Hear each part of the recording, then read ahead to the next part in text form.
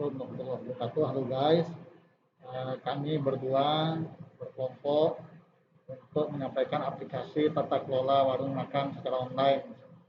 Perkenalkan, saya Insyairul Alim, mahasiswa STPI Tanjung Pinang, bersama kawan saya, Saudara Andri Iskandar. Kami berdua akan mempresentasikan aplikasi tata kelola warung makan secara online.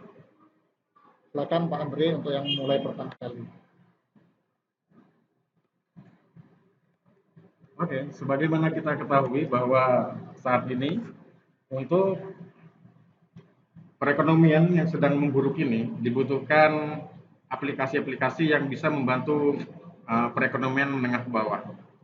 Jadi sesuai dengan judul kita yang harus berhubungan dengan entrepreneur, jadi kami memilih aplikasi rumah makan yang bisa sangat membantu untuk pengusaha kecil di rumah-rumah makan supaya bisa bersaing di era digitalisasi ini. Nah, apa itu aplikasi? Aplikasi itu adalah perangkat lunak yang memanfaatkan kemampuan komputer langsung yang bisa dimanfaatkan oleh pengguna untuk mengintegrasikan kemampuan dari komputer itu yang nantinya bisa mengerjakan tugas-tugas yang menguntungkan bagi si pengguna. Jadi pengolahan katanya, lebar kerjanya, dan pemutar medianya semua kita serahkan pada aplikasi sehingga pengguna itu merasakan kenyamanan dalam melakukan kinerjanya.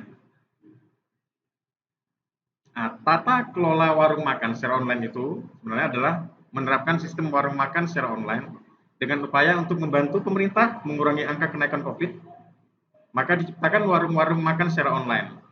Jadi tidak ada konteks langsung antara penjual dan pelanggan. Semuanya dilakukan secara online via Android system. Berikut adalah flow map-nya.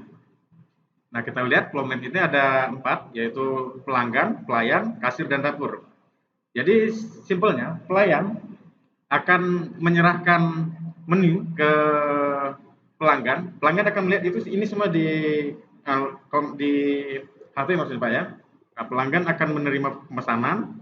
Lalu pesanan setelah dibuat oleh pelanggan dia akan menyerahkan kepada pelayan.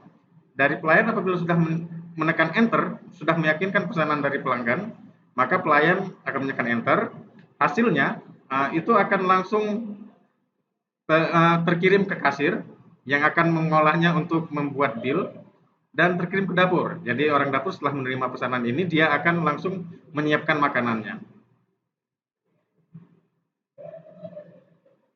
Nah, ini ERD diagramnya Pak. Jadi ini adalah hubungan antar entitas. Di sini kita buat 3 entitas yaitu pemilik, penjualan makanan, dan pembeli. Nah, relasinya pemilik dan makanan adalah pemilik dia yang mempunyai perusahaan ini, pemilik makanan ini, penjualan ini, sedangkan hubungan entitas relasi antara entitas pembeli dengan makanan ya pembeli membeli makanan. Nah, atribut yang ada di makanan tadi yaitu ada ID makanan, nama makanan, jumlah makanan yang dipesan, serta harga. Sedangkan atribut pada pelanggan cukup 2 saja, yaitu ID dari pembeli dan nama pembeli. Nah, untuk di FD diagram, mungkin Pak Alim akan menambahkan, Pak. Data flow diagram saya informasikan sebagai berikut. FD level 1, sistem informasi di rumah makan terhubung dengan bagian dapur, pelanggan, pelayan, dan kasir. DFD level 1, pelayan menyerahkan tablet yang berisi daftar menu yang tersedia kepada pelanggan. Lalu pelanggan memilih menu yang akan dipesan dan pelayan bertugas menginput pesanan ke dalam sistem order food.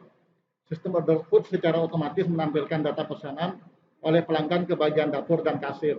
Bagian dapur akan memproses pesanan tersebut dan melakukan checklist pesanan yang sudah selesai diproses ke sistem proses dapur. Sistem proses dapur lalu mengirimkan informasi ke bagian kasir dengan lewat sistem pembayaran. Bagian kasir lalu akan melakukan cek terhadap data transaksi sebelum mencetak bill. DFD level 2, order makanan. Perangkat berupa tablet menginformasikan data makanan yang tersedia di pelanggan. Lalu pelanggan melakukan order dan pelayan melakukan konfirmasi kepada pelanggan. apakah sudah sesuai dengan yang telah dipesan oleh pelanggan. Jika sudah sesuai, maka pelayan akan input pesanan tersebut. Kemudian di FD level 2, proses dapur. Perangkat berupa tablet menginformasikan data makanan yang tersedia di pelanggan, lalu pelanggan melakukan order dan pelayan melakukan konfirmasi kepada pelanggan apakah sudah sesuai dengan yang telah dipesan oleh pelanggan. Jika sudah sesuai, maka pelayan akan menginput pesanan tersebut. DFD level 2, sistem pembayaran. Kasir melakukan pengecekan dari data transaksi pesanan yang telah diproses. Selanjutnya, kasir melakukan proses transaksi melalui bill yang diserahkan kepada pelanggan. Lalu bagian kasir membuat laporan transaksi yang dapat dicek secara berkala oleh pemilik. Diagram konteks. Diagram konteks ini sebenarnya tadi sudah dijelaskan oleh Pak Alim. Jadi diagram konteks ini kadang juga disebut dengan diagram level 0. Tadi sudah diceritakan oleh Pak Alim.